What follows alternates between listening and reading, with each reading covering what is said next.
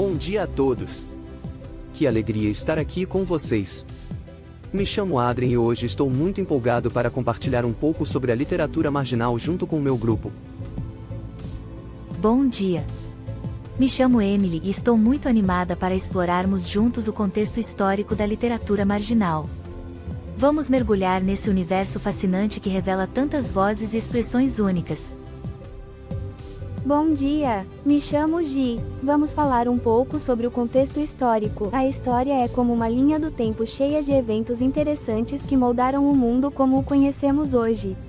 Ao olharmos para o passado, podemos entender melhor o presente e até mesmo vislumbrar o futuro. A literatura marginal surgiu no Brasil durante a década de 1970, em um contexto histórico bastante complexo. O país vivia sob uma ditadura militar, que durou de 1964 a 1985. Um período marcado por censura, repressão política e restrição de liberdades individuais. Nesse cenário, muitos jovens, especialmente aqueles das periferias e favelas, sentiam-se excluídos tanto socialmente quanto culturalmente. Eles não se viam representados na literatura tradicional, que era denominada por autores ligados a instituições acadêmicas e a uma elite cultural. Foi justamente nesse ambiente que a literatura marginal começou a ganhar força, como uma forma de resistência e expressão das vozes silenciadas pela sociedade. Oi gente, meu nome é Kelvin, e eu vou dar um pouquinho de continuidade sobre o contexto histórico. Vamos nessa! Esses escritores marginais utilizavam uma linguagem simples, direta e carregada de gírias e expressões populares, refletindo a realidade dura e cotidiana das periferias urbanas. Eles abordavam temas como a violência, a pobreza, o racismo, a exclusão social e a luta pela sobrevivência, trazendo uma perspectiva inédita para a literatura brasileira. Além disso, a literatura marginal desafiava os padrões tradicionais da escrita, rompendo com as normas acadêmicas e valorizando a oralidade e a cultura popular. Esse movimento não só denunciava as injustiças do regime autoritário, mas também questionava as desigualdades sociais profundas do país, tornando-se um importante instrumento de resistência cultural e social. Por isso, a literatura marginal é fundamental para entendermos a diversidade. Oi pessoal, eu sou Ana Cristina César e estou aqui para compartilhar um pouco sobre mim com vocês. Sou uma pessoa apaixonada por poesia, música e arte em geral. Vamos lá! Ana Cristina César, nascida em 1952 e falecida em 1973, foi uma poetista, crítica literária, professora e tradutora brasileira. Ela é considerada um dos principais nomes da geração mimeógrafo, conhecido como poesia marginal, na década de 1970. Sua poesia, em verso e prosa, apresentam ironia e elementos autobiográficos. Seus poemas exploram a metalinguagem e a intimidade com toques de melancolia. Alguns de seus poemas são A Teus Pés, Cenas de Abril e O Último Adeus. Ela contribuiu para a valorização do cotidiano e da subjetividade e a expressão de sentimentos íntimos. E aí, gente? Prazer em conhecê-los, sou o Torquato Neto. Para quem ainda não me conhece, sou um poeta, compositor e letrista brasileiro, nascido no Piauí. Minha vida é marcada por muita poesia, música e resistência cultural. Sempre busquei expressar minhas ideias e sentimentos de forma autêntica e impactante. Vamos saber um pouco mais. Quem foi Torquato Neto?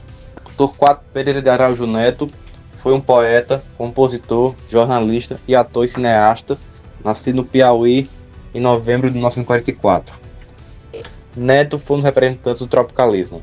Em 1961, mudou-se para Salvador e conheceu Gilberto Gil, Caetano Veloso, Maria Bethânia e Gal Costa. Formou com esse e outros artistas o movimento Tropicália. Em 1963, Rio de Janeiro, foi marcado pela renovação do cenário cultural brasileiro, denunciando a realidade do Brasil. Entre as suas letras compostas apresentam-se Louvação, Geleia Geral, Mamãe, Coragem e Para Dizer Adeus. Já o seu poema mais famoso é o Cogito, de caráter autobiográfico. Torquato Neto faleceu em 10 de novembro de 1902, um dia após seu aniversário. Torquato Neto e a poesia marginal. Embora Torquato não tenha se filiado diretamente à poesia marginal, as suas obras possuem traços como a linguagem coloquial, a ironia e o questionamento das normas sociais, abordando questões cotidianas como a ditadura militar, e a cultura pop, elementos também explorados pelos poetas marginais. Eu sou Vali Salomão, uma alma inquieta, um poeta que navega pelas palavras como quem atravessa mares em busca de novos horizontes. Minha escrita é um labirinto de sentimentos e pensamentos, onde cada verso é uma porta para um universo de significados profundos e intensos. Querem saber mais sobre mim? Wally Salomão nasceu em 3 de setembro de 1943, na Bahia. Morreu em 5 de maio de 2003, no Rio de Janeiro, aos 59 anos, vítima de um tumor no intestino. Foi um dos grandes nomes da poesia brasileira contemporânea, que teve um papel de destaque dentro da chamada literatura marginal. Wally era um poeta baiano ligado à contracultura, à tropicalia e a diferentes manifestações artísticas que buscavam romper com as convenções. Sua obra se conecta à literatura marginal porque traz uma linguagem direta, experimental e provocativa, além de denunciar desigualdades e valorizar a pluralidade da voz popular. Um exemplo disso é o livro Me Segura Que Eu Vou Dar um Troço, de 1972, escrito enquanto ele estava preso durante a ditadura militar. Nessa obra, Wally expõe a repressão, a violência política e a resistência cultural.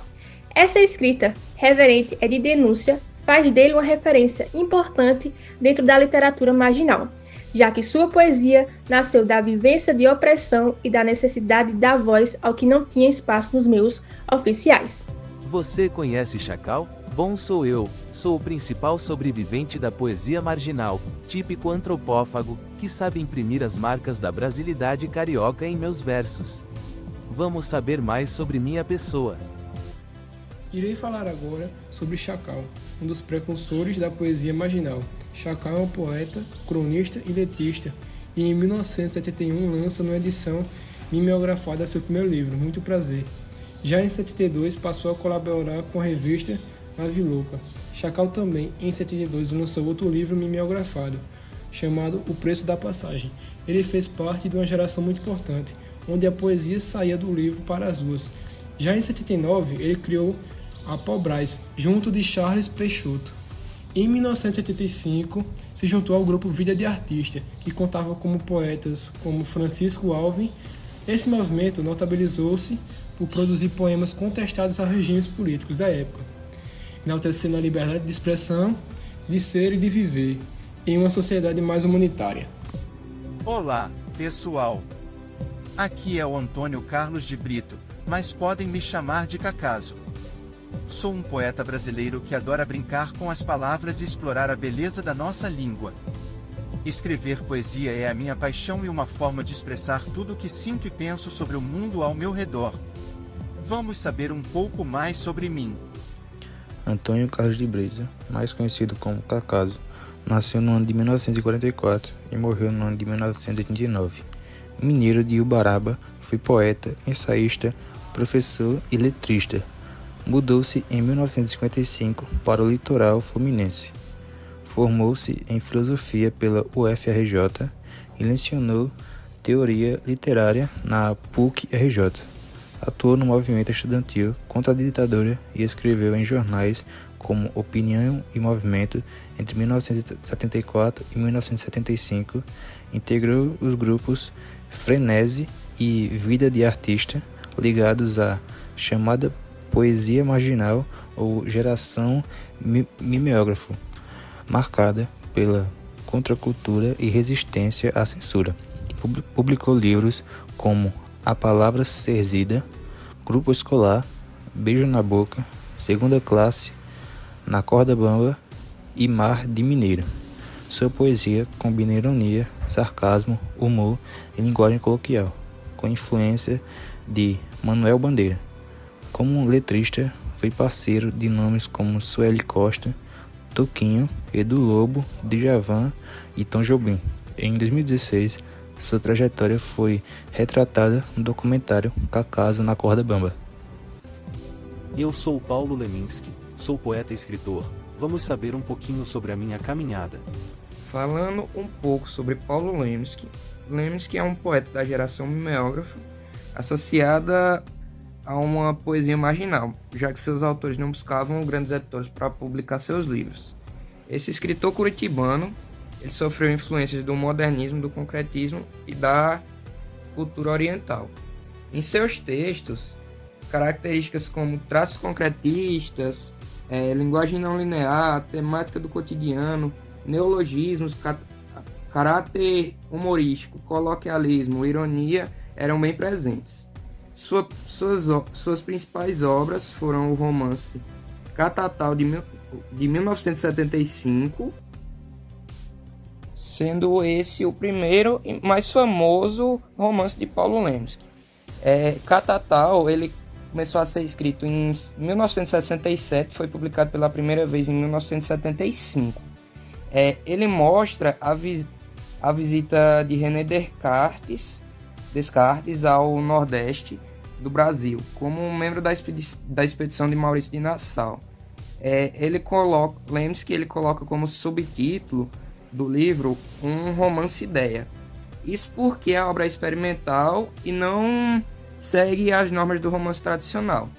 Ela também apresenta caráter satírico e filosófico. É uma obra de ficção, apesar de trazer personagens históricos. Então, pessoal, foi isso por hoje. Esperamos que tenham gostado do que compartilhamos com vocês. Fiquem ligados para mais novidades e conteúdos interessantes. Queremos sempre trazer o melhor para vocês e agradecemos muito pelo apoio e pela presença de todos. Até a próxima e continuem acompanhando o que preparamos com carinho para vocês. Um grande abraço e até breve.